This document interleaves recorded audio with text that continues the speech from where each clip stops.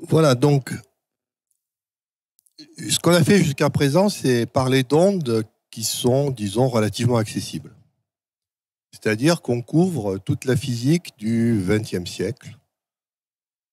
C'est-à-dire qu'aujourd'hui, avec tout ce que je vous ai dit, si vous voulez interpréter un phénomène naturel, vous êtes dans une physique qui ronronne.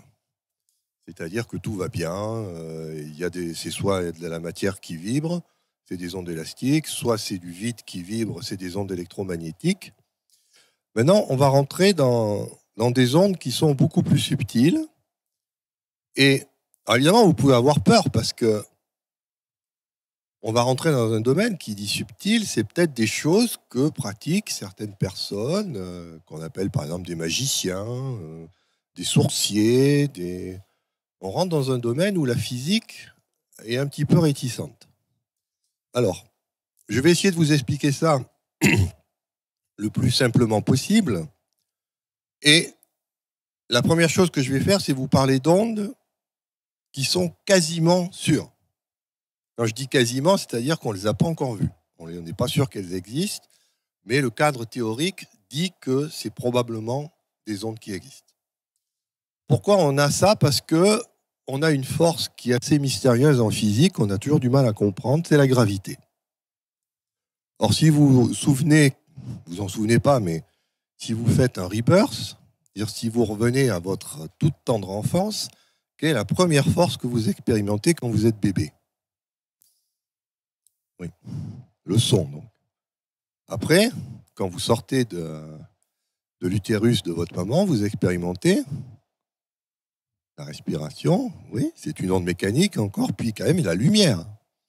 Vous passez d'un milieu qui est un milieu qui est obscur à un milieu qui est quand même éclairé par le soleil. Mais tout de suite va arriver une autre force que tout bébé expérimente, la gravité. Il va le voir tout de suite parce qu'un bébé, ça ne marche pas tout de suite. C'est-à-dire qu'il va essayer de se relever, qu'est-ce qui va se passer? Il va comprendre dans sa chair qu'il y a une force qui le plaque au sol. Cette force, la physique ne la comprend pas très bien. C'est le nœud de la physique du XXIe siècle de comprendre ce que c'est que la masse, en fait. C'est ce que je vais essayer de faire dans l'heure qui suit. Je vais vous entraîner à essayer de vous poser la question, qu'est-ce que c'est que la masse? Parce que si vous comprenez ce que c'est que la masse, forcément, vous devez vous intéresser à la gravité, puisque la gravité, c'est la force qui se manifeste quand il y a de la masse. Deux forces s'attirent. Alors pour ça, on a une théorie, en fait, qui s'appelle la relativité, que vous connaissez sûrement, puisque qui ne connaît pas Albert Einstein? Mais comme vous savez, quand on dit « Ah, la théorie de la relativité d'Albert Einstein », on dit « Oui, j'ai autre chose à faire. Demain, mañana ». Aujourd'hui, on ne va pas dire mañana. Parce que cette théorie, elle a quelque chose à dire avec ce qu'est l'espace, ce qu'est le temps et ce qu'est la matière. Et si vous voulez aller vers ces ondes subtiles, je suis désolé pour vous, mais il faut que vous compreniez ce que c'est ça. Parce que vous ne pouvez pas aborder un domaine subtil sans barrière qui vous balise le chemin. Si vous allez dans les ondes subtiles en ignorant tout va être possible, mais vous n'allez pas forcément faire des choses significatives. Alors, l'idée qui est derrière la relativité, elle est simple en fait. Maintenant, vous êtes des grands scientifiques, donc vous savez qu'il y a de l'espace-temps, du vide. Mais vous savez aussi qu'il y a des champs. On a vu les champs électriques, les champs magnétiques. Quand vous êtes en relativité dite restreinte, vous avez ce qu'on appelle un espace-temps qui est plat. Et le champ, c'est quoi? C'est quelque chose qui n'est pas de l'espace-temps, mais qui ondule. C'est un champ de blé. C'est-à-dire que la relativité restreinte ne fait pas de différence, elle fait une différence entre le sol du champ et le champ de blé qui pousse sur ce sol. Le champ est plat, la terre est plate, je pense que vous le savez tous. Et sur cette terre qui est plate, je vais mettre un champ.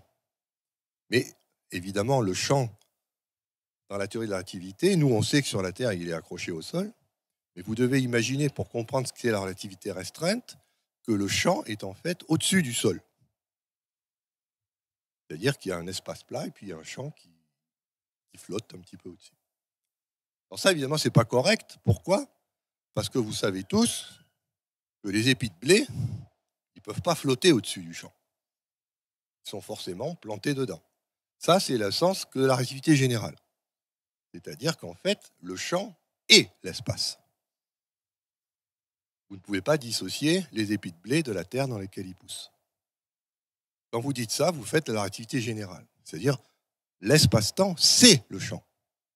Et à partir du moment où vous dites que l'espace-temps, c'est le champ, ça veut dire que l'espace-temps lui-même peut vibrer. C'est ce que vous ai mis des petits dessins ici. Ça, c'est à 2 dimensions. Regardez ce que c'est qu'un espace-temps qui vibre. Un espace-temps, vous le voyez ici, par exemple. Regardez, vous avez la chance d'avoir un sol carrelé. Vous voyez les carreaux?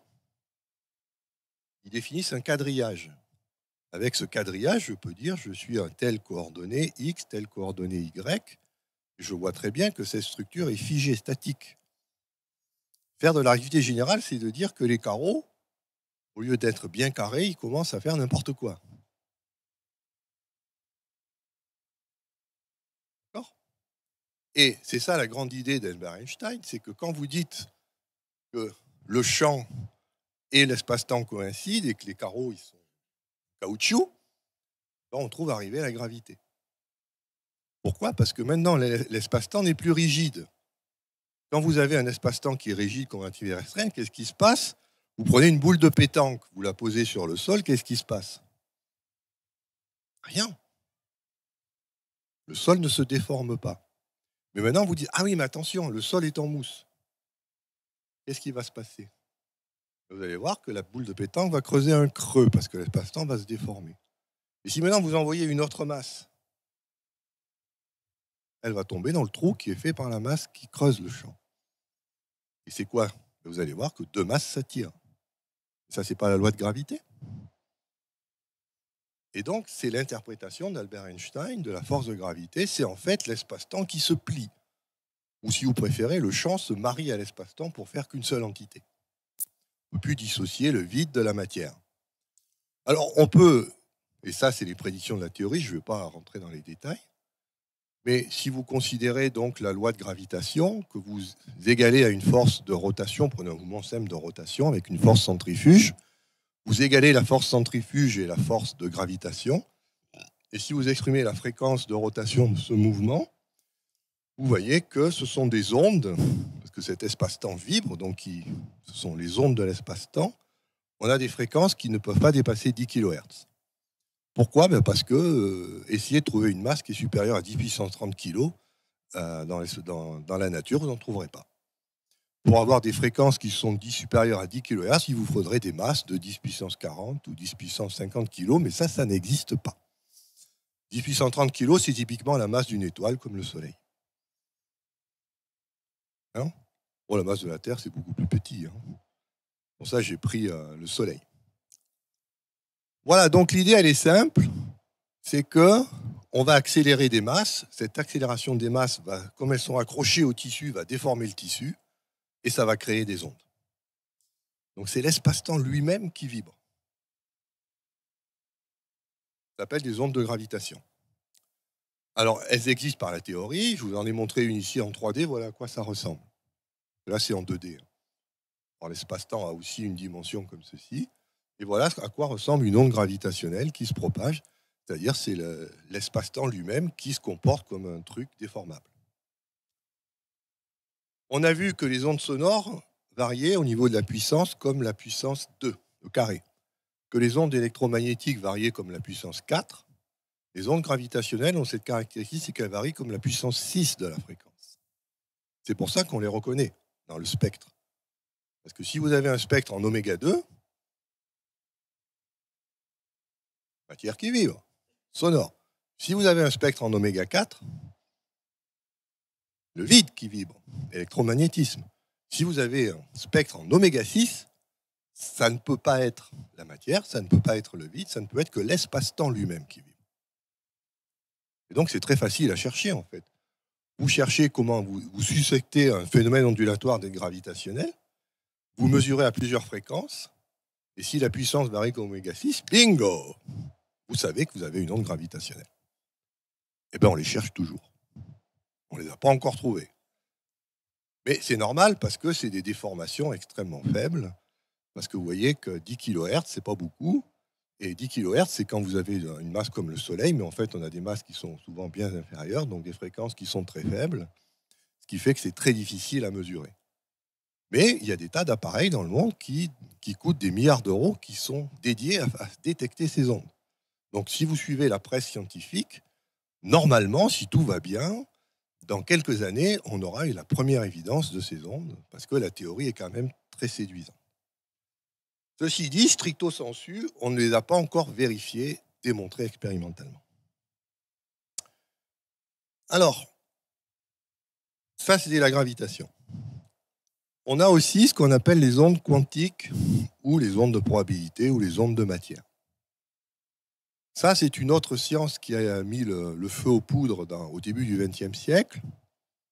C'est que cette science nous a appris que la masse n'était pas, en fait, ce qu'on croyait être, un objet bien localisé. Avant, la physique quantique, on pensait qu'on avait une masse, qu'on était là, et qu'on était forcément sur un volume. La physique quantique nous a appris qu'en fait, la masse, non. La masse, on peut la voir comme une onde qui a à peu près cette forme-là. C'est-à-dire que bien sûr, si je regarde là où elle est, j'ai beaucoup de chances de la trouver là, mais elle a aussi une chance d'être ailleurs. Et ça, c'est très nouveau. C'est-à-dire que la masse, c'est de la gélatine, quoi. Ça s'étale. Et quand vous dites la masse s'étale, vous faites de la physique quantique. C'est tout simple. Alors, on a des relations. On a une nouvelle constante de la nature qui est la constante de Planck. Et je vous rappelle que la constante de Planck a la dimension d'une action. Alors, qu'est-ce que je vous ai dit sur l'action ? C'était ce qui caractérisait le mouvement une fois qu'une information disposait d'une certaine énergie. Comme par hasard, c'est l'action qui est quantifiée. C'est-à-dire que, qu'est-ce que c'est que la physique quantique ? C'est tout simplement l'art des mouvements saccadés. C'est-à-dire que quand je marche comme ça, je suis en physique classique. Dès que vous allez prendre en compte ceci, qu'aucune action ne peut être inférieure à cette quantité,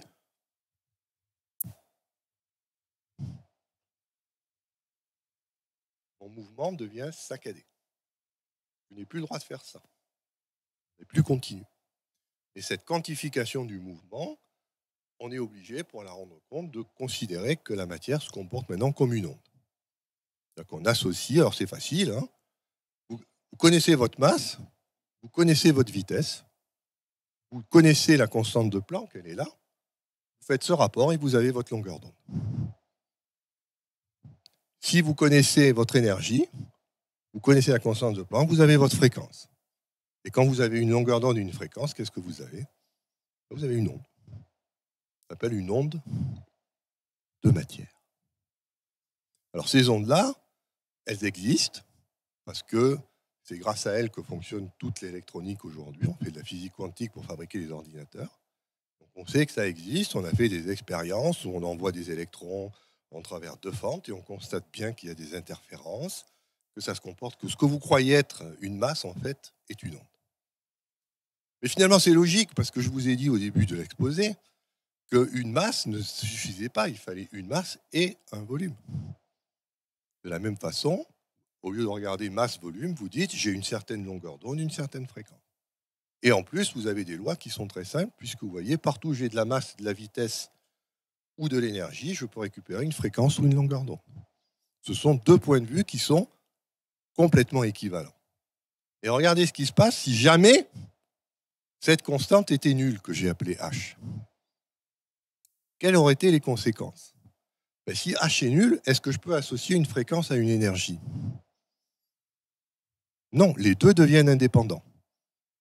Si la fréquence de la constante de Planck était nulle, est-ce que je pourrais transformer une vitesse en longueur d'onde ? Non, les deux concepts seraient différents. C'est-à-dire que j'aurais un monde de matière et un monde d'onde. La constante de Planck qui n'est pas nulle nous apprend que ce monde de matière et d'onde, c'est le même, vu sous deux points de vue différents.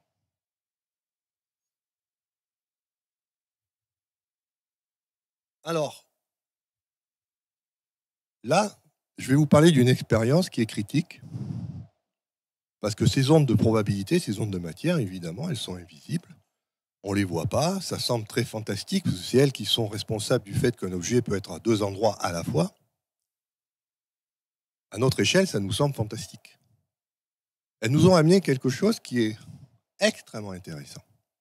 C'est ce qu'on appelle la phase quantique. Et là, je fais référence à une expérience qui a été réellement faite par deux physiciens, Yakir Aharonov et David Bohm.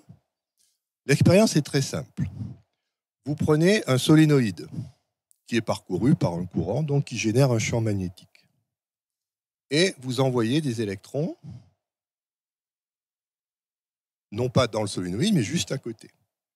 Et ce qu'on constate, c'est que quand j'envoie mes électrons, il y a un décalage de phase.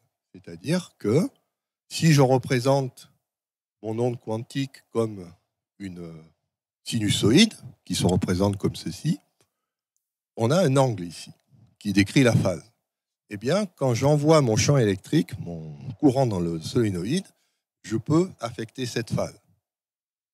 C'est-à-dire qu'en envoyant une chose matérielle comme un courant électrique, je peux changer la phase d'une onde de matière. Alors ça, c'est très intéressant parce que ça veut dire que c'est un des moyens que je vais avoir. Bien que je ne puisse pas agir sur ces ondes, je peux, par des champs électromagnétiques, manipuler les phases de ces ondes. Je ne peux pas les manipuler elles-mêmes, mais leur phase, par contre, je peux la régler par les champs magnétiques que je mets ou les champs électriques. Je ne peux pas aller plus dans le détail, mais ce que ça nous a apporté, c'est quelque chose de fantastique. C'est que ce qu'on croyait être réel, qui est le champ magnétique et le champ électrique, en fait, n'existe pas. La réalité est dans les potentiels qui en dérivent, c'est-à-dire le potentiel vecteur pour le champ magnétique et le potentiel scalaire pour le champ électrique. Or, la physique nous dit qu'on ne peut pas mesurer un potentiel. Vous ne pouvez mesurer qu'une différence de potentiel. La physique quantique nous apprend que non. Ce qui importe, c'est le potentiel et pas la différence. Eh oui. C'est-à-dire que là, on peut montrer qu'il y a un effet parce qu'à l'extérieur, il n'y a pas de champ magnétique et que ce qui fait la déviation, le changement de phase, c'est bien le potentiel. J'en dirai pas plus. Ce que vous devez retenir, c'est que si vous envoyez un champ électromagnétique sur de la matière, vous pouvez changer les phases des ondes quantiques. Maintenant, vous voyez où je veux en venir. J'envoie une onde sonore. Si je suis non centrosymétrique, qu'est-ce qui va se passer? Cette onde sonore va pouvoir se convertir en onde électromagnétique. Mais maintenant, j'ai l'effet Aharonov-Bohm. Si j'ai une variation de champ électromagnétique, je peux affecter mes phases quantiques. Vous voyez? Donc, par transitivité, comme disent les mathématiciens, si j'envoie un son, je peux jouer sur les phases quantiques. Et qu'est-ce que c'est que les phases quantiques? Ce sont ces phases des ondes de matière.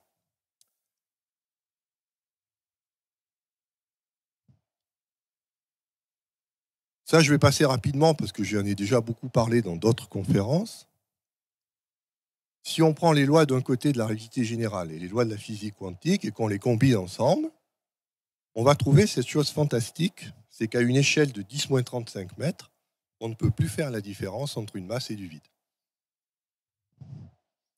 C'est-à-dire que si vous prenez un cube de vide, comment savez-vous que ce cube est vide?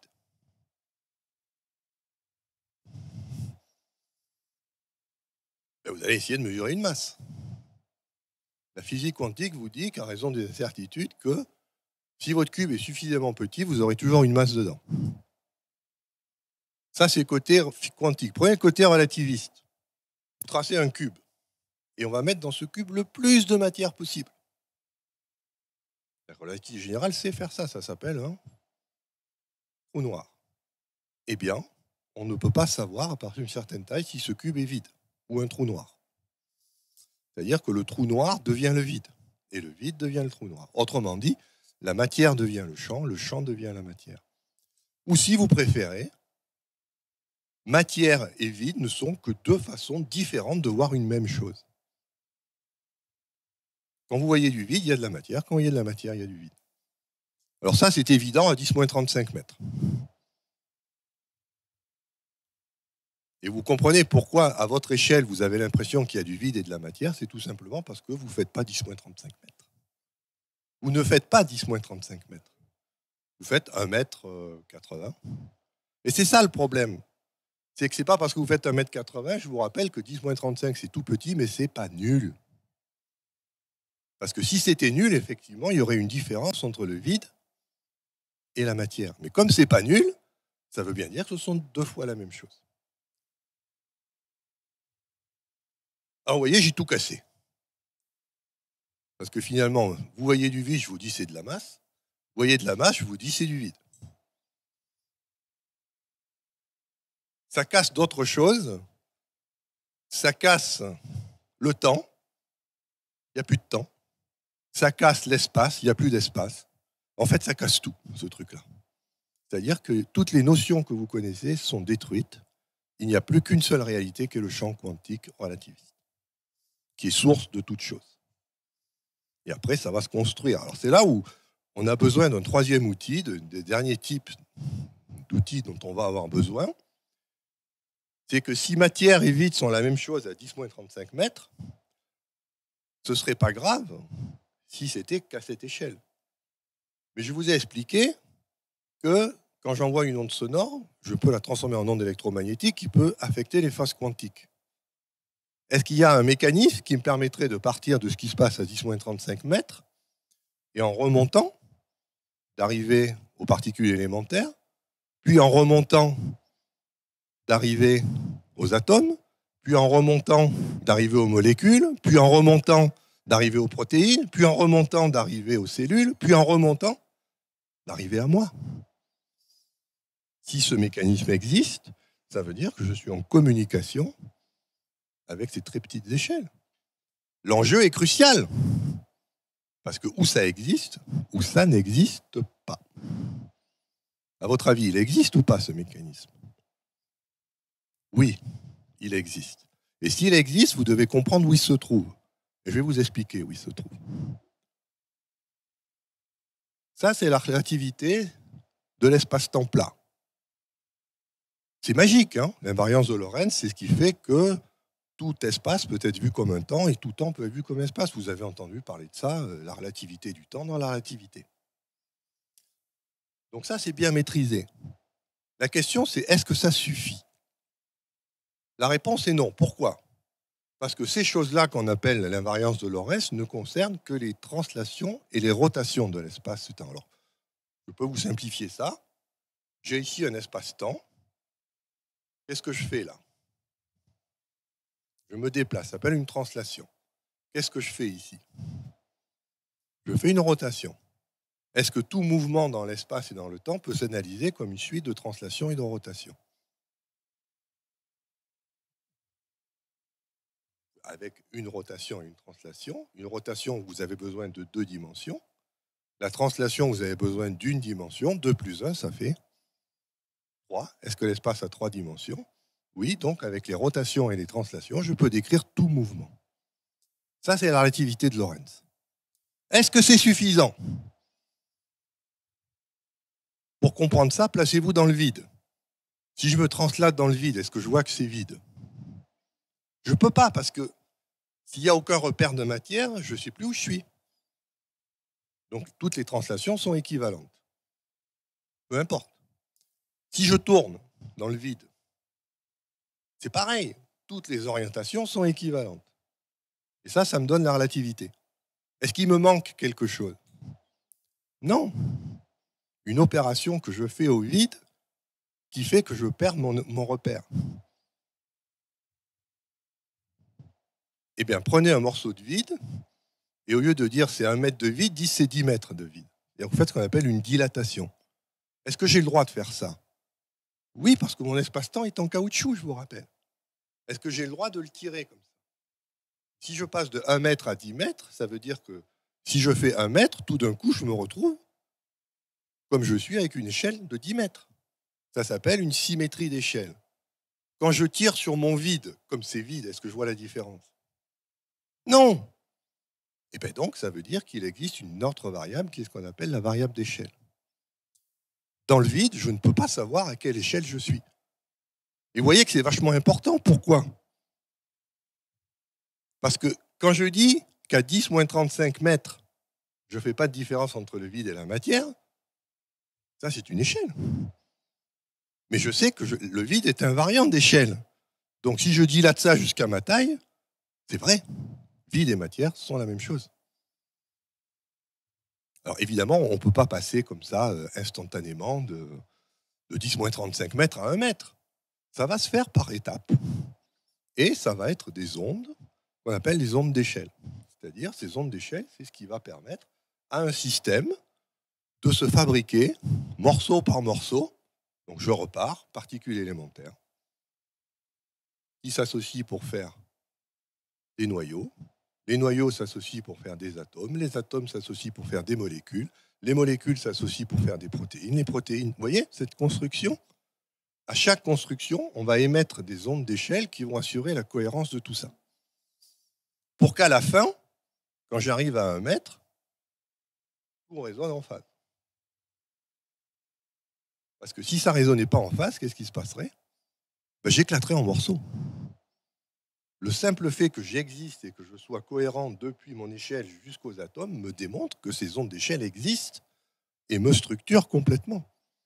Parce que si jamais il y avait le moindre déphasage, si vous avez déjà travaillé avec des ondes, 2 ondes qui déphasent, ça fait péter tout. Donc ça, ce sont les nouvelles ondes qui ont été découvertes par un physicien qui s'appelle Joel Steinheimer, qui généralise en fait les ondes quantiques. Et c'est là où ça va devenir, pour moi, je trouve fascinant, mais bon, après, il faut essayer d'arriver à comprendre ça, mais je pense que c'est à votre niveau. Vous avez 2 visions. Soit je vois la matière comme une masse, et auquel cas, je vais avoir un problème de stabilité des masses dans l'échelle. C'est-à-dire que, comme la physique quantique me dit qu'à chaque masse, je peux associer une fréquence, si j'ai des masses qui sont différentes, je vais avoir des fréquences qui sont différentes. Mais qu'est-ce qui se passe quand je combine des fréquences qui sont différentes? Elles interfèrent. C'est-à-dire qu'il y a des masses qui vont être détruites, parce qu'elles ne sont pas en harmonique. Et il y a des masses qui vont être observées, parce que ça correspond à des nombres entiers de fois la fréquence fondamentale. C'est les lois de la musique. Donc tout ce que j'observe comme masse, c'est forcément un rapport d'harmonique, c'est-à-dire que je vais avoir un spectre de masse qui est réglé par des entiers. Ça, c'est la physique quantique. La stabilité, si la matière est ondulatoire, je dois avoir une stabilité dans les fréquences. Donc un spectre de masse discret qui est quantifié par des entiers. Mais j'ai un autre problème, c'est qu'à la relativité générale, où là, je sais que la relativité générale, c'est la préservation de l'ordre causal. C'est-à-dire, si je suis A avant B, je dis que A est la cause de B. Si vous voulez préserver ça, c'est préservé à condition de faire des translations, des rotations, vous avez le droit, mais aussi des dilatations. C'est-à-dire que vous devez aussi être, pour préserver la causalité, vous devez être aussi invariant d'échelle. C'est-à-dire que si vous changez arbitrairement l'échelle, le phénomène ne doit pas éclater. Et c'est là où ça devient extrêmement subtil, parce que c'est une notion qui a été complètement oubliée par les physiciens. Par exemple, quand vous dites « je vais mesurer ce bonhomme en mètres », ok, vous êtes à l'échelle du mètre. Mais si maintenant vous dites « je vais mesurer ça en centimètres », inconsciemment, vous allez supposer que 100 cm égale 1 mètre. Mais est-ce que vous en êtes sûr? S'il y a une symétrie d'échelle, non, 1 cm doit être égal à 10 cm. Parce que c'est invariant d'échelle. Et donc, il faut aussi une stabilité dans cette dilatation des choses. Et cette stabilité dans la dilatation des choses, on le connaît très bien, c'est un spectre de masse exponentielle. C'est-à-dire qu'il faut que le rapport des masses soit comme des exponentielles. Alors, vous me voyez venir avec mes gros sabots. C'est que la physique quantique m'oblige à avoir un spectre discret gouverné par des entiers. La relativité m'oblige d'avoir un spectre de masse exponentielle. Est-ce que vous pouvez fitter une exponentielle avec des entiers? Les mathématiques vous disent non. Parce que les entiers, c'est les nombres entiers, les exponentielles, c'est les nombres réels. Il n'y a aucun moyen d'avoir des fractions. Pour ceux qui ont fait un peu de mathématiques, je vous rappelle qu'on appelle nombre irrationnels, ceux qui ne peuvent pas être appliqués comme des rapports de fraction. C'est exactement ce que j'essaye de faire. Comment faire coïncider un nombre irrationnel pour avoir l'invariance d'échelle avec un nombre qui, lui, est rationnel pour avoir l'invariance de Lorentz de phase quantique? On ne peut pas. Vous êtes sûr qu'on ne peut pas? Eh bien, si, on peut.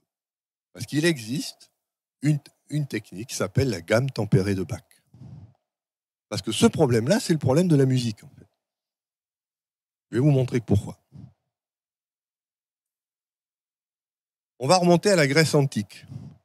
Qu'est-ce que nous apprend la Grèce antique? Que c'est l'histoire de Pythagore qui passe devant un forgeron. Un jour, il passe, le forgeron en train de forger une épée comme ça, donc brum, brum, il entend un son. Le lendemain, le forgeron, il a une commande pour une épée plus courte, il tape toujours sur son épée, qu'est-ce qu'il entend? Oh merde, le son est différent. Il se pose la question, pourquoi quand l'épée est petite, ça fait un son, et quand l'épée est grande, j'ai un autre son? Et très vite, il comprend que, la qualité n'est pas très bonne, je suis désolé, mais par exemple, si vous appelez 1 le son fondamental, si vous prenez 5 quarts, ça vous fait un mi, 3 demi, vous faites un sol, c'est toute la musique pythagoricienne que vous connaissez peut-être. Vous avez des rapports de longueur, ça va donner des rapports de fréquence. Tout va aller très bien. Pourquoi? Parce que jusqu'en Grèce antique, on jouait avec des lyres. Et sur les lyres, je vous rappelle, on pince les cordes une par une, c'est-à-dire on fait de la mélodie, une succession de notes. Vers la Renaissance, on va découvrir une autre forme de musique. C'est-à-dire qu'on va comprendre, je vous l'ai montré au début de l'exposé, qu'un son, en fait, c'est bien sûr une fondamentale, mais que plus la note est grave, plus elle contient d'harmonique. C'est-à-dire que si vous vous donnez un Do, vous avez effectivement l'octave du Do, mais vous avez aussi la quinte du Sol à 3,5, qui correspond à la corde qui vibre en 3, et ainsi de suite. C'est-à-dire que chaque son contient en fait toutes les harmoniques. Et ça va donner naissance à la possibilité qu'on a d'entendre plusieurs sons à la fois. Ça, c'est plus de la mélodie, c'est de l'harmonie. Et on va découvrir que pour avoir un son harmonique, il faut des rapports bien précis de fréquence. Mais ces rapports de fréquence, donc, conviennent très bien à l'harmonie, mais pas du tout à la mélodie. Les rapports de longueur conviennent très bien à la mélodie, mais pas du tout à l'harmonie. Et vous voyez que les musiciens à la Renaissance ont été confrontés à ce problème. Est-ce qu'on ne pourrait pas avoir des systèmes musicaux qui soient à la fois mélodieux et harmoniques? Et ça veut dire quoi? Ça veut dire comment marier un spectre qui est ici de type rapport d'entier à un spectre de fréquence qui est de type exponentiel. C'est le même problème. C'est exactement le même problème. Alors, la solution, on la connaît. Elle est due à Jean-Sébastien Bach. Donc, l'idée, c'est simple. C'est que comme on ne peut pas faire coïncider l'exponentiel et le rapport d'entier, on va faire ce qu'on appelle une gamme complètement fausse. C'est-à-dire qu'on va prendre toutes les quintes, on appelle le cycle des quintes, Do, Sol, Ré, La, Mi, Si, Sol, Ré, La, Mi, etc. Et au lieu d'aller comme Pythagore de quinte en quinte, ce qui fait qu'à la fin, on ne peut pas reboucler, parce qu'on va avoir ce qu'on appelle le coma pythagoricien qui fait qu'une exponentielle ne pourra jamais être un rapport d'entier, eh bien, on va rendre toutes les quintes fausses de 1/12e. De telle manière à ce que quand j'arrive à la fin du cycle des quintes, je retombe sur un multiple entier du Do fondamental. Et ça s'appelle la gamme tempérée de Bach. Ça a donné naissance à un instrument que vous connaissez bien, qui n'existait pas avant la Renaissance, le clavecin et le piano. Et grâce à cet instrument, qu'est-ce qu'on a pu faire? Eh bien, c'est qu'alors qu'avant, c'était le cauchemar pour passer d'une voix à une autre, quand vous avez un ténor et vous voulez passer à un baryton, c'est une catastrophe. Vous ne pouvez pas transposer la musique. De même, quand vous essayez de faire jouer plusieurs instruments ensemble, pour faire une harmonie, ce n'est pas possible. Grâce à la gamme tempérée de Bach, vous pouvez écrire une seule partition pour tous les instruments. Vous avez synchronisé. Et vous avez fait apparaître une réalité qui est la réalité symphonique. C'est-à-dire qu'au lieu d'avoir un monde quantique qui est harmonique et un monde relativiste qui est entier, on va avoir mélodique, donc, on va avoir un monde symphonique où on peut transposer comme on veut et où tout se passe bien. Et si c'est ce qui se passait pour les masses? Puisqu'on a ce problème-là avec les masses. Ce qui est incroyable, c'est que ça marche. Alors, je vous résume la chose, c'est assez simple. Le mode relativiste, c'est ce qu'on appelle l'aristocratie des corpuscules. C'est-à-dire quand vous voyez, vous êtes en mode relativiste, vous voyez une grosse masse, qu'est-ce que vous pensez? Mais que cette masse est formée de plus petites masses. Et que chaque petite masse est formée de masses plus petites jusqu'à ce qu'on appelle les particules élémentaires. Et où vous allez mettre la causalité, vous allez les mettre tout en bas, dans les particules élémentaires, vous allez dire les lois de la physique, par ces lois causales, me génèrent le comportement macroscopique. Ça, c'est le mode relativiste que vous pouvez donc associer à l'aspect mélodique. Que nous apprend le mode quantique? Eh bien, il nous apprend que c'est exactement l'inverse. Pourquoi? Parce que chaque fois que j'ai une masse, à cause de la relation de Planck-Einstein, je peux trouver une fréquence. Et vous voyez que la fréquence est proportionnelle à la masse. Ce qui veut dire que si j'ai une basse fréquence, j'ai beaucoup d'harmoniques, mais si j'ai beaucoup d'harmoniques, sachant qu'une basse fréquence, c'est une masse légère, ça veut dire que les masses légères contiennent des masses lourdes.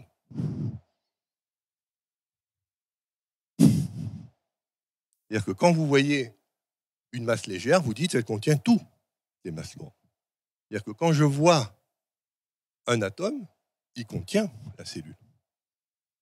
Vous avez inversé le rapport. C'est-à-dire qu'au lieu d'analyser le gros en termes du petit, vous dites que le petit contient le gros déjà. Il est déjà là, dans les harmoniques du petit. Ça va loin. Si vous tournez, ça va très loin. Donc, dans un sens, vous avez un mode relativiste qui vous fait descendre des gros vers les petits, et vous avez un monde quantique qui vous fait passer des petits, qui vous dit que les petits contiennent les gros. Est-ce que vous comprenez qu'il y a besoin d'une synchronisation pour arriver à un monde qui est stable? Ça s'appelle l'invariance d'échelle. Les ondes d'échelle sont là pour assurer cette cohérence. Je ne peux pas vous expliquer ça plus simplement que ça, je suis désolé.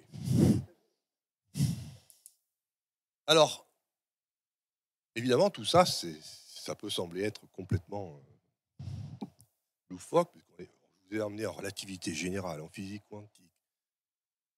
Vous êtes à la physique du 21e siècle, qui n'est même pas encore faite. Est-ce que ça marche?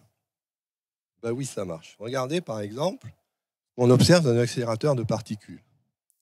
Vous avez ici un kaon qui va se désintégrer en oméga moins, kaon 0, particule zeta 0, qui va ensuite perdre un photon pour donner un lambda 0, un K+, et etc. Toutes ces particules ont certaines masses. Quand vous faites la désintégration, qu'est-ce que vous observez? Eh bien que la désintégration du kaon, c'est un accord de sol septième majeur au niveau des rapports des masses. C'est-à-dire que si vous prenez les masses de chacune de ces particules, par la relation de Planck-Einstein, vous transformez ces masses en fréquences. Vous obtenez des fréquences énormes, qui sont de 10 puissance 40 Hz.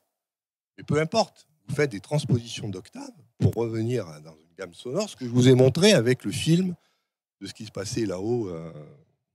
Vous faites ça, mais avec des ondes quantiques, non pas avec des ondes électromagnétiques.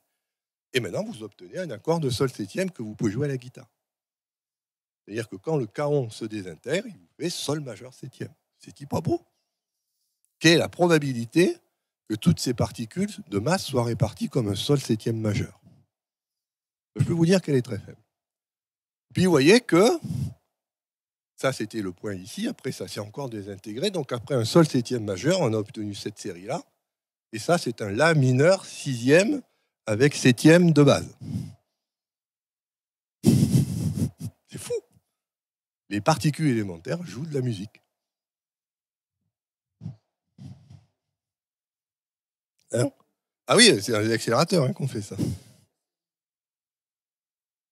Alors, ce qu'a fait Joël Sternheimer, c'est qu'il a pris, vous voyez, il a fait ça en 83. Il a pris en fait toutes les particules élémentaires qu'on connaît, qu'on a créées dans tous les accélérateurs du monde. Et il a fait des transpositions, donc, pour se ramener dans l'intervalle de Bach, c'est-à-dire le demi-ton tempéré. Je vous rappelle, dans la gamme de Bach, toutes les notes vont par demi-ton tempéré, c'est-à-dire Do, Do dièse, Ré, Ré dièse, Mi, Fa, etc. Donc vous prenez toutes les notes et vous les ramenez toujours dans un demi-ton. Voilà ce qu'il a obtenu. Il a obtenu 6 groupes de notes, 6 groupes de rapports de masse. Et comme vous le voyez, ça s'aligne très bien. Ça, c'est toutes les particules du noyau, par exemple. Elles sont toutes synchronisées en masse. C'est-à-dire quand vous faites vibrer un noyau, il n'émet que des masses qui sont dans des rapports musicaux. Donc c'est bien une preuve que ces ondes d'échelle existent. Parce que s'il n'y avait pas ces ondes d'échelle, évidemment, la probabilité que vous obteniez exactement le même demi-ton chromatique après transposition serait évidemment très faible. Donc ça veut dire qu'à la l'onde quantique psi de x, y, z, t, donc espace-temps, vous devez rajouter une nouvelle variable qui est la variable d'échelle. C'est-à-dire à quelle échelle je me situe. Est-ce que je suis à 10 mètres, 100 mètres, 1 km? C'est une nouvelle variable qui a ses propres ondes, qu'on appelle les ondes d'échelle, et qui permettent à un système de se reconnaître à toutes les échelles. C'est-à-dire, je suis moi à l'échelle d'un mètre, mais je suis moi aussi quand je suis mon foie, je suis moi quand je suis une cellule sanguine, je suis toujours moi quand je suis une protéine, je suis toujours moi quand je suis un atome, je suis toujours moi quand je suis une particule élémentaire. Le petit contient le gros. C'est fort. Donc les ondes d'échelle, c'est ce qui assure la cohérence entre les descriptions d'un même système à différentes échelles d'observation. C'est-à-dire, je peux m'observer à n'importe quelle échelle, je suis toujours moi. C'est pas rassurant. Oui.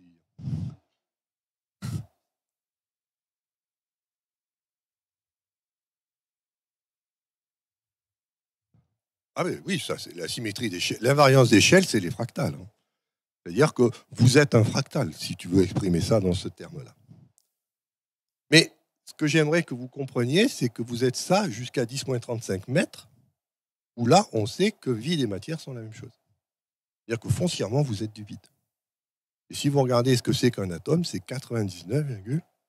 99,999999999% de vide. Vous êtes du vide. Un petit peu structuré par du son, mais vous êtes du vide. Et c'est parce que vous avez du son qui traverse ce vide que vous percevez de la matière. C'est ça que je suis en train de vous expliquer. Et que chaque fois que vous allez recevoir une onde électromagnétique, une onde sonore ou une onde quantique, cette matière va réagir. Suivant les lois de la musique, qui finalement nous montrent que la musique, c'est quelque chose de génial. Alors, évidemment, cette distribution, elle n'est pas aléatoire. Je vous ai mis ici, dans un demi-ton tempéré, enfin, c'est pas moi, c'est Joël qui l'a fait, il a rassemblé dans un demi-ton tempéré toutes les musiques du monde entier. C'est-à-dire toutes les musiques culturelles que les gens ont pu inventer, on les ramène à un demi-ton. Et qu'est-ce qu'on trouve? 6 groupes, comme les particules élémentaires. À quoi correspondent ces groupes-là? Ça correspond aux particules stables. Ce sont les modes occidentaux. C'est tous les modes qu'utilisent les Américains, les Français. Les modes que vous voyez là sont des modes orientaux, c'est-à-dire des modes que vous trouvez en Chine, en Inde, qui, eux, sont allés un peu plus finement dans la décomposition de l'intervalle chromatique. Vous voyez qu'ici, on découpe l'intervalle chromatique en 6 intervalles de 2 à la puissance 1/72e. Donc, effectivement, si vous avez déjà écouté de la musique asiatique, vous savez que eux, ils ne sont pas au demi-ton. Ils peuvent être au quart de ton, voire au 8e de ton, parce qu'ils sont dans cette zone-là. Ils se sont autorisés d'aller jusque-là. En physique, on peut aller dans ces zones-là, mais ça correspond à des particules qui sont instables. C'est-à-dire des particules qui se désintègrent relativement rapidement, par rapport à celles-là qui sont relativement stables. Donc, ceci pour vous dire qu'il y a une forte chance que ces ondes d'échelle existent, parce que si elles n'existaient pas, on n'aurait pas ces répartitions. Alors, on peut mettre ça à plusieurs sauces. Ça, par exemple, c'est un histogramme de nombre de particules en fonction de leur énergie. Ça, c'est l'expérience. Ça, c'est la théorie que Joël Steinheimer en a faite, grâce aux ondes d'échelle, vous voyez. Ça correspond parfaitement. Donc, la théorie tient la route. Elle est en accord avec ce qu'on observe expérimentalement. Ça, ce sont des histogrammes obtenus en faisant des rapports statistiques sur les notes d'une symphonie de Mozart et d'un morceau de Bach. Regardez. Exactement la même chose. C'est normal, puisque Bach, tous ces morceaux sont basés sur la gamme tempérée. Et que les particules s'alignent sur la gamme tempérée de Bach. Donc c'est normal qu'on retrouve les mêmes répartitions. Alors évidemment, ça a des conséquences inimaginables. Parce que si maintenant vous prenez une protéine qui est en train de se fabriquer dans un ribosome, vous voyez qu'on a l'habitude de voir la protéine comme un long ruban d'acides aminés. Mais qu'est-ce qui va gouverner finalement l'enchaînement des acides aminés? Ça ne peut pas être n'importe quoi. Parce que ces acides aminés ont des masses. Et ces masses doivent obéir aux invariances d'échelle. Donc chaque masse va émettre son nombre d'échelle de telle façon à ce que tout le monde se synchronise. C'est-à-dire qu'une protéine, ce n'est ni plus ni moins qu'un morceau de musique. C'est vrai ça? Eh bien on le vérifie ici. Ça, c'est la proportion des intervalles entre plusieurs fréquences d'aminés successives dans une protéine. Qu'est-ce que vous voyez? Des octaves, des écarts de ton, de quarte, de quinte, d'octave ici. Et quand j'ai des intervalles qui sont qualifiés par la musique de dissonants, je n'observe pas d'acide aminé dans la protéine pour ces écarts-là. Je n'observe que des quintes, des quartes, des secondes, des tierces, qui veut dire que la chaîne protéique est un morceau de musique. Vous pouvez d'ailleurs l'écrire, c'est ce que fait Joël Sternheimer. Il passe son temps à prendre une protéine dans la base de données, des cristallographes, et il fait la transposition en notes de musique. Et vous voyez ce que ça donne. Ça, c'est une cytochrome oxydase. C'est une enzyme dont on a extrêmement besoin. Et vous obtenez un morceau. Donc, il reste... Le morceau ne vous donne que la succession des notes et leur fréquence, ne vous donne pas le tempo. Le tempo, il est trouvé par Joël, par essai-erreur.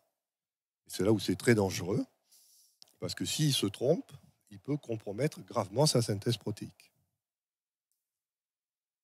Et donc, il a eu quelques accidents très graves avec ça. On ne joue pas avec les protéodies, parce qu'au départ, il les mettait sur Internet. Tout le monde pouvait les écouter, mais n'écoutez jamais ça. Si je vous donne un conseil, c'est extrêmement dangereux. Alors c'est vrai qu'on a des outils, c'est-à-dire que si vous le jouez dans un sens, ça active, dans l'autre sens, ça inhibe. Mais on peut soigner comme ça des pathologies. Il y a une société qui s'appelle Génodis qui soigne les plantes. Je vous dis, c'est très puissant, mais aussi assez dangereux à manipuler avec d'extrêmes précautions. Hein? Par exemple, j'ai un ami qui était fasciné par ça. Et il s'est allé se former ces protéodies, ça le fascinait. Et puis, il a eu le malheur, parce que quand vous allez là, on vous met dans des box avec des casques. C'est-à-dire que quand vous écoutez une protéodie, une autre personne ne doit pas l'écouter. Vous êtes le seul à l'écouter. Et là, il se trouve qu'il a écouté une protéine qu'il ne devait pas écouter. Parce que le casque ne fonctionnait pas, enfin, il y avait un problème. Et donc, il s'est pris une mélodie qui lui a complètement inhibé une enzyme, et il s'est retrouvé avec un très grave problème de santé, parce que le responsable est arrivé trop tard. Il faut intervenir dans les 30 secondes pour jouer la molécule, le morceau en sens inverse. Là, il n'avait pas dit suffisamment vite, donc il a aujourd'hui des séquelles assez graves. Je ne sais plus très bien quelle maladie, mais il s'est collé ça simplement en écoutant un morceau de musique. Donc, si vous voulez jouer avec ça, soyez prudents. Alors, j'arrive à la fin de la conférence. Qu'est-ce qu'il me reste à vous dire? Si maintenant vous prenez en compte ces ondes d'échelle, ce sont des ondes qui se manifestent évidemment ce qu'on appelle dans le sujet et non plus dans l'objet, puisque ce sont des ondes qui concernent ma perception, ce que je suis à toutes les échelles. La biologie, quand elle est bien faite, nous apprend que nous sommes faits d'eau, à 99%. Donc évidemment, ces ondes d'échelle ne peuvent pas ne pas concerner l'eau. Et la physique quantique nous apprend qu'effectivement, l'eau se structure en ce qu'on appelle les domaines de cohérence. Bon, je n'ai pas le temps d'en parler, je vous donne juste l'image que la physique quantique donne de l'eau. Donc ce sont des petits domaines où l'eau se comporte comme un bloc, séparé par des domaines où l'eau est incohérente. On connaît parfaitement la proportion de blocs cohérents et incohérents, on connaît les tailles, Et quand on fait les calculs, on voit que ces domaines d'eau contiennent 10 puissance 16 domaines pour 18 grammes d'eau. Ce qui fait que si vous associez le bit 1 à un domaine de cohérence et le bit 0 à une absence de cohérence, sachant que vous avez 10 puissance 16 domaines, donc 10 puissance 16, 0 et 1, vous avez dans 18 grammes d'eau un pétaoctet de mémoire. Un pétaoctet, pour ceux qui sont oubliés, c'est 1000 téraoctets, sachant qu'un téraoctet, c'est 1000 gigaoctets. Donc vous avez 1 million de gigaoctets dans 18 grammes d'eau. Donc évidemment, cette eau qui contient potentiellement, c'est un disque dur de 10 puissance 6 gigas, vous pouvez écrire dessus. Et comment on va écrire? Et de la musique, évidemment. Quand vous écoutez de la musique, vous écrivez sur votre disque dur à queue. Et après, cette eau, elle va transformer tout ça dans les ondes d'échelle pour aller vers les protéines, vers vos particules élémentaires ou même votre foie. Ça va dépendre de ce qu'on va faire. Alors, comme tout ça, c'est un peu de la science-fiction, j'ai pris la décision de travailler, de prendre le problème à bras le corps. Je suis donc allé chercher, c'est une personne qui s'appelle Georges Vieilledent qui a repris un appareil que vous connaissez sûrement tous, qui s'appelle l'appareil Kirlian, donc qui consiste à faire de l'effet Corona.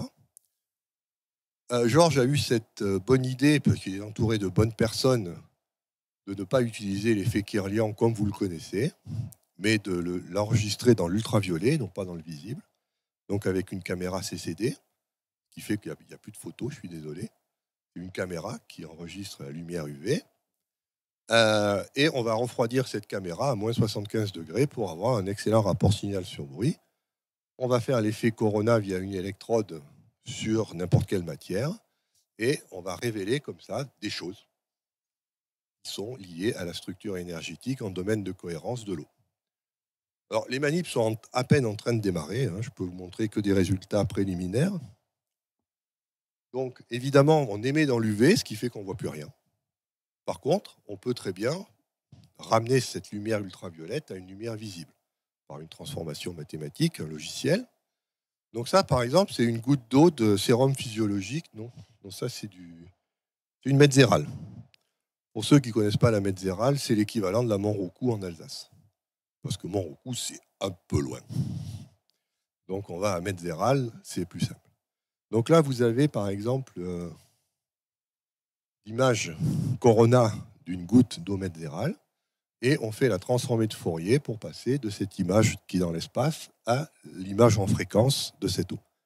Donc on obtient des interférogrammes qu'on ne sait pas encore analyser, mais bon, ça viendra, on développe les algorithmes pour les analyser. Ce que je vais vous montrer aujourd'hui, c'est que chaque fois que vous faites quelque chose, évidemment, vous allez avoir une modification. Donc on a pris notre brave métzérale et on lui a fait écouter ça. Donc c'est Nightwish, un truc un peu renversant.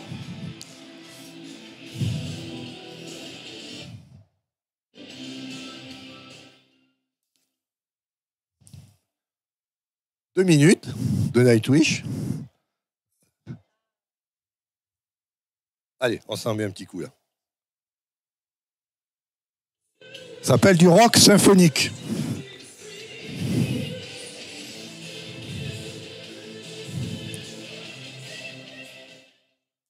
Bon, on lui a fait écouter 2 minutes, le morceau dure 5. Et vous voyez que ça, c'est la goutte avant, ça, c'est la goutte après. Donc, on voit qu'il y a eu des modifications, évidemment. On voit qu'en fréquence, l'image est complètement différente. C'est-à-dire qu'il s'est passé quelque chose, l'eau a enregistré dans son disque dur des choses. Alors ensuite, on lui a fait écouter ça.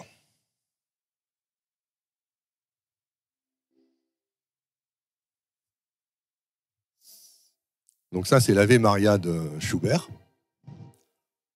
Rien à voir avec le rock symphonique. Là aussi, c'est même volume de gouttes, même tension, même conditions d'acquisition, même eau, toujours la même bouteille. juste 2 minutes d'Ave Maria. De nouveau, vous voyez ici, complète modification, la lumière se rassemble en flamèche, au lieu d'être, vous voyez, des zones ici où elle a du mal à se mettre en flamèche, ici ça se met beaucoup mieux, et de nouveau, une spectre de fréquence complètement différent. Et puis après, on s'est fait vraiment plaisir. Donc, des sons chamaniques de Daniel Zécoute, pour ceux qui connaissent ce monsieur-là. Donc là, c'est des sons qu'on appelle primordiaux, c'est-à-dire qu'on n'est plus du tout dans les modes mélodiques, symphoniques, c'est des sons ancestraux. Et alors là, vous voyez, ça s'allume de partout. Le halo s'étend de façon extrêmement homogène et on a une figure fréquentielle extrêmement bien structurée. Donc ce qui reste à faire dans tout ça, parce que pour le moment on peut acquérir les images, mais on ne sait pas les interpréter. Donc là, il va y avoir un algorithme qu'on est en train de développer, mais ce qui veut dire que vous pourrez ensuite, quand cet algorithme sera au point, regarder n'importe quelle eau en fréquence, faire quelque chose sur l'eau, et à chaque fois, le spectre en fréquence change. Donc on pourra dire si ça a été bénéfique, maléfique ou pas. Pour le moment, on ne sait pas.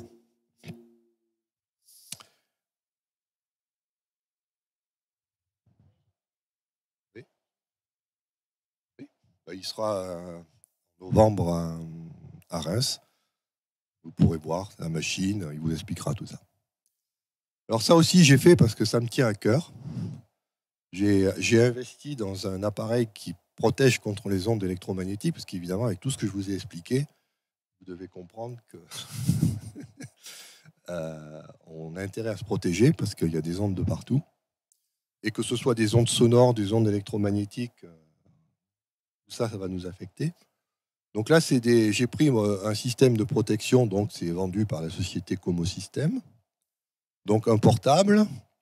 On a pris ici un sérum physiologique parce que ça reproduit à peu près votre sang, sans les cochonneries. Les cochonneries, non. Sans les trucs qui vous font vivre. Mais bon, ça donne une bonne image de ce qu'est l'eau qui circule dans votre corps. Donc ça, c'est le témoin. On a mesuré le nombre de photons qui sont émis par la goutte de sérum physiologique. Donc, vous voyez, on a trouvé ici 1 559 424 photons. Ici, c'est le même témoin, mais protégé par le système CMO, avec placé à côté d'un téléphone en mode passif. Donc un téléphone en mode passif, c'est un téléphone qui est simplement branché et qui fait ce qu'il a à faire avec Internet, mais qui ne fait rien de particulier. C'est-à-dire, il est juste en train de causer, comme font tous les téléphones. Donc là, vous voyez qu'il y a une petite réduction, mais ça protège relativement bien. Ça, c'est la même chose, sauf que là, on a téléchargé une vidéo sur l'iPhone, sur le Photon portable. Donc là, c'est un Wi-Fi actif, c'est-à-dire que le téléphone est sans cesse en train d'aller chercher les bits dans l'air, dans les ondes, pour récupérer le morceau. Donc là, vous voyez que déjà, on a perdu un facteur 2 sur les photons, malgré le système de protection. Mais, oui.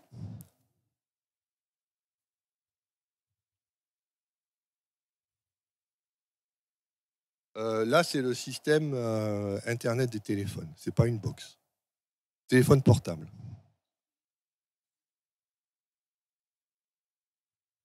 Je pense. Alors ça, j'ai pas vérifié.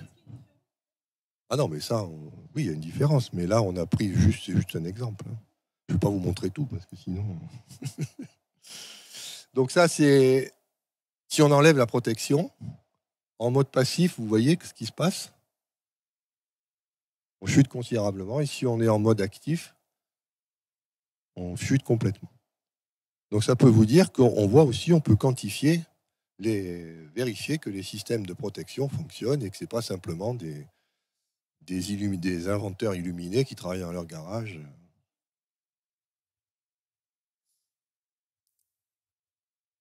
Non, parce que là, moi, je ne ferai passer aucune de ces mesures tant que je n'aurai pas une étude complète et scientifiquement correcte.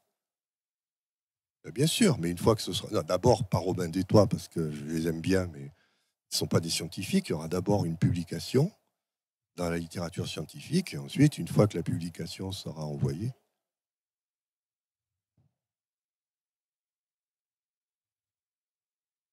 Oui,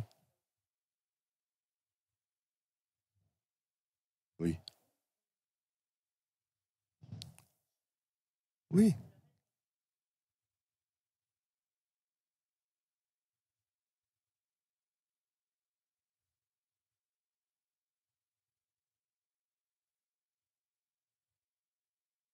Oui, mais ça, c'est pas le problème, ça.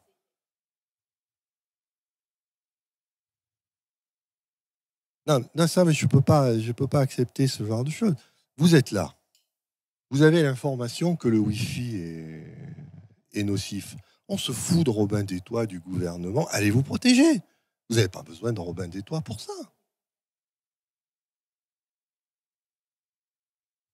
Oui, mais ils ne peuvent pas. Il faut passer par la procédure. Je n'y peux rien, elle est comme ça. C'est-à-dire que Robin des Toits ne peut s'appuyer que sur une publication scientifique. Parce qu'il n'y a que ça que le gouvernement reconnaîtra. Il n'y a qu'à partir du moment où la publication. Mais vous imaginez pas quand on va aller à la publication avec ces résultats, on a intérêt d'avoir un protocole d'analyse. Je ne peux pas simplement leur dire regardez les chiffres. Il faut qu'on fasse des études statistiques, il faut des écarts types, et il me faut à peu près 20 000 euros de budget pour faire ces mesures. Non, mais c'est pas la peine, sinon vous allez au massacre, parce qu'on va vous dire mais c'est quoi, vous avez fait une mesure comme ça à la volée, ça vaut rien. Donc pour moi, ces mesures sont significatives parce que je connais l'appareil et je sais que c'est pas un problème de statistique. Mais si vous voulez convaincre un gouvernement ou un État, il faudra beaucoup plus que ça. Et donc, dès que les données seront suffisantes, oui, on fera ce qu'il faut au niveau de l'information. Voilà, en conclusion, je vous montre tout le chemin qu'on a fait. On est parti des ondes mécaniques ou élastiques. On a parlé des ondes électromagnétiques, des ondes quantiques, des ondes d'échelle, des ondes gravitationnelles.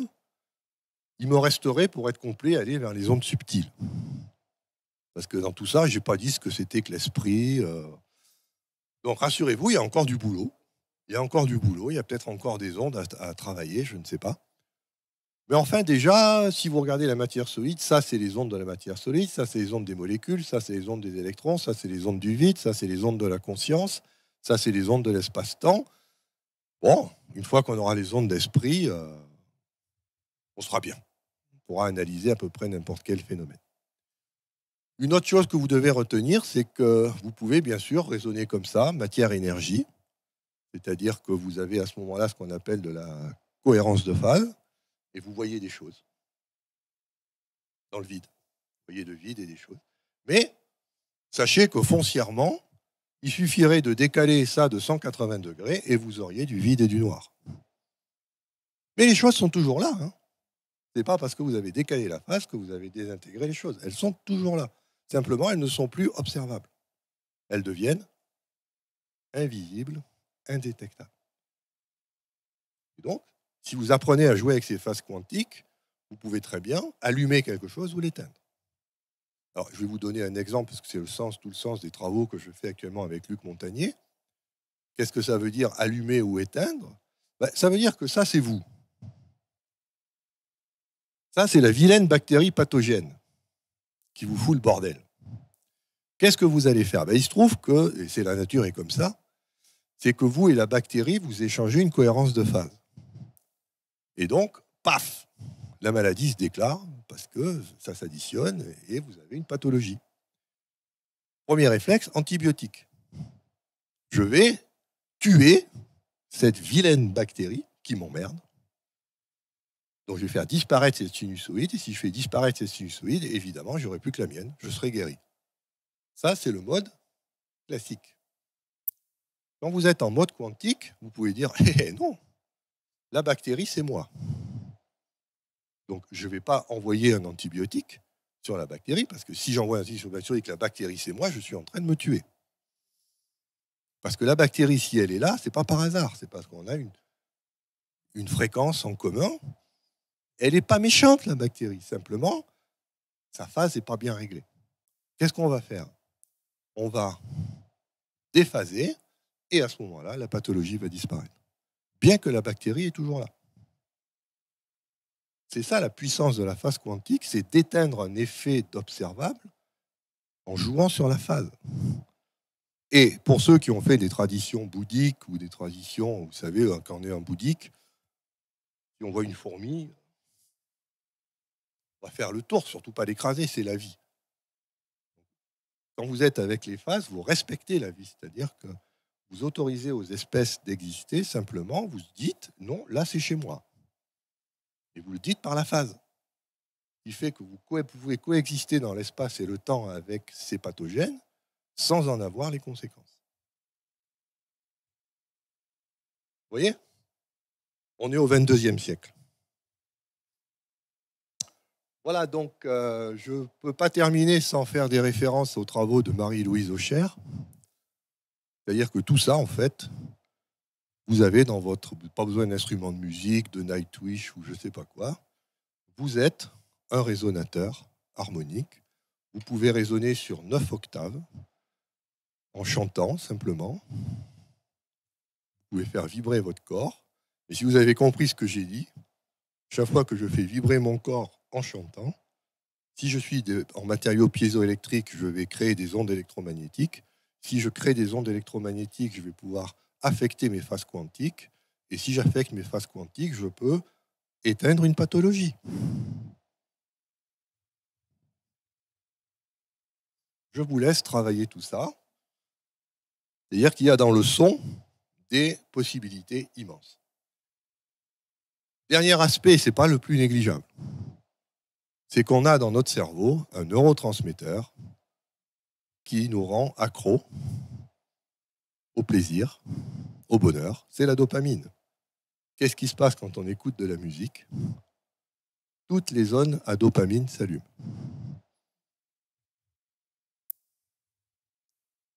Hein ? Oui, après on peut les interdire, au contraire, que les gens se fassent plaisir en écoutant de la musique. Donc, non seulement faire de la musique ou chanter, ça peut vous amener des choses inouïes. Et je vous rappelle que dans certaines traditions, c'est là où je regrette que Didier Rosy ne soit pas là. Parce que Didier Rosy est un chaman qui est capable, qui un jour peut réunir des personnes et il peut, simplement avec des sons, faire léviter des pierres. On peut faire ça. Et donc, c'est quand même des choses assez intéressantes. Là, on est au 23e siècle, quand il n'y aura plus que de la musique et des sons. Bien sûr que non. Il y a des musiques qui vont vous convenir.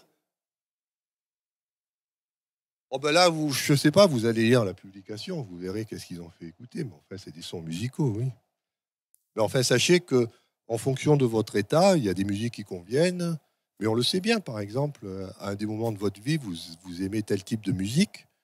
Et puis, vous changez votre constitution, donc vous évoluez dans vos goûts musicaux. Donc, n'oubliez pas que tous les sons, tout ça, en fait, si on prend tout ce que j'ai dit au sérieux, c'est extrêmement puissant. Extrêmement puissant.